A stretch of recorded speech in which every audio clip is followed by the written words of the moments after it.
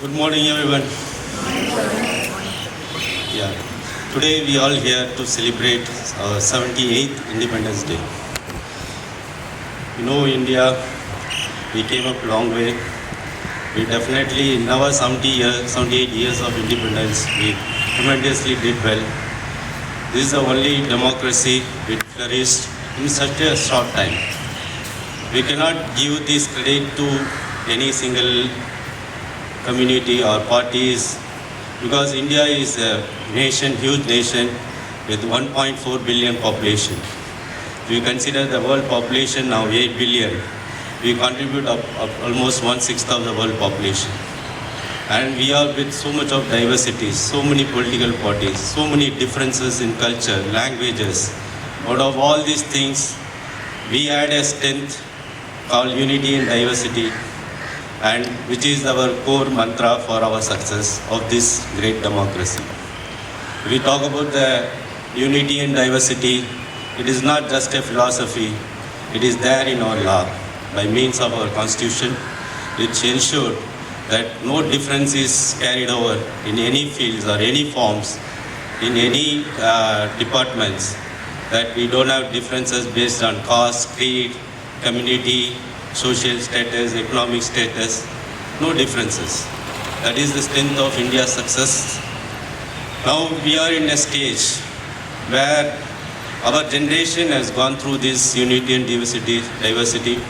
In the sense, we had a lot of threats, but we able to come across successfully, and we are able to stay united.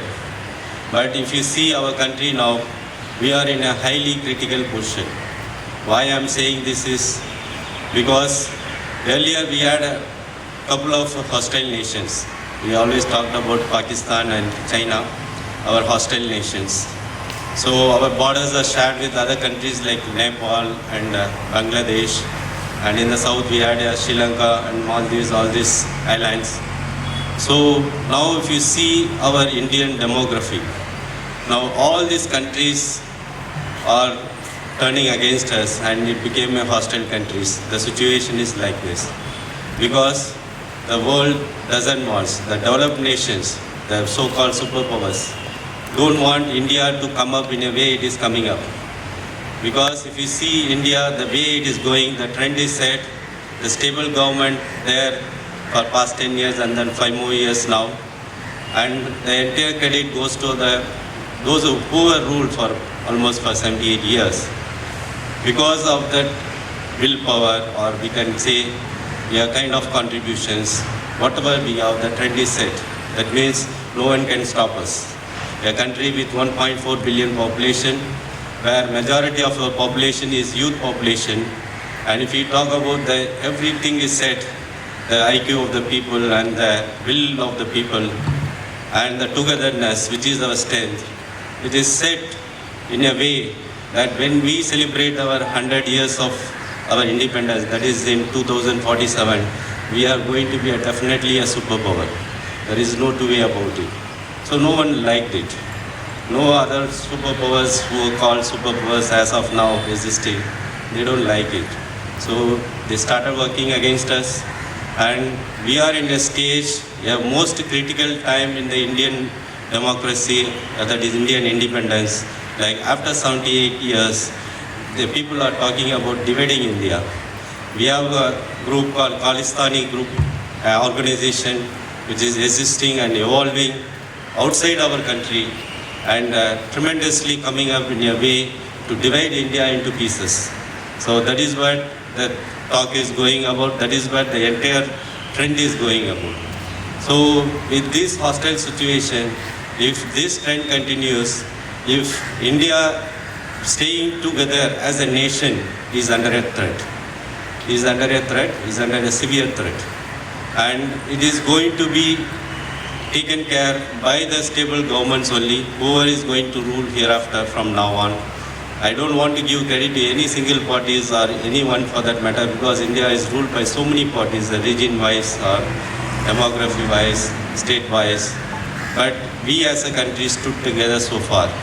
Now staying together for another couple of decades, that means the job is done. How we are going to stay together, the time will tell. But the way the things are developing, it is not good for India. And this is the most critical period, as I told you.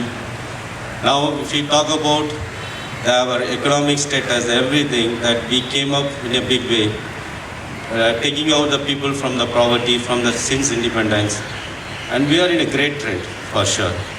And now this generation, what we believe, the current generation, what all we all live, with a very strong faith that unity in diversity is the most important and unique future of Indian democracy. And this future, this important future must be carried over to the next generation. In the sense, it's our duty of school. It starts from the school. We see our school as such, we always believe unity and diversity. In the sense, we have people from different religion, different community, different social status, different economic status, both from the teacher side and from the student side. We never distinguish or we never seen at any point of time based on all these aspects. We strongly believe on the potential, we strongly believe on the caliber of the people, and we strongly believe in nurturing the future generation. We strongly believe in creating the future leaders. That is what we believe. So, an education institution must take care. We should start with the education institution because we are the one who are going to nurture the future generation. So, if you all as a teachers, because here we don't have much of the students, we have only teachers now. So, what I request on this Independence Day, you as a teacher have to inculcate a strong faith of unity and diversity amongst our students who are our future generation. And if India is going to stay together and going to cross over all these obstacles, then another 2 decades, when we celebrate our 100th years of independence, we will definitely be a superpower, we will definitely be a developed economy. We are going to be the future leaders of the entire world. That is what it looks like. The Indians had a very good policy, foreign policies. We never taken over any side. We had, the world is divided from the time of World War II into 2 different groups. One is the NATO nations, the other one is the Russian allies. So we always stood in the middle. We are not aligned to any of them at any point of time. We always taken care the benefit of our own people. What benefits us? That matters a lot rather than which side we are going to take in.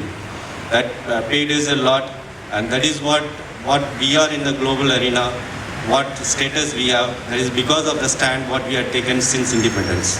So with this, we as the citizens of India or the current generation must very strongly take it forward, this concept or this ideology of unity and diversity to our future generation, so that they also carry over and we stay together and we will prosper. As a nation, we come as a superpower. That should be the vision of the current generation.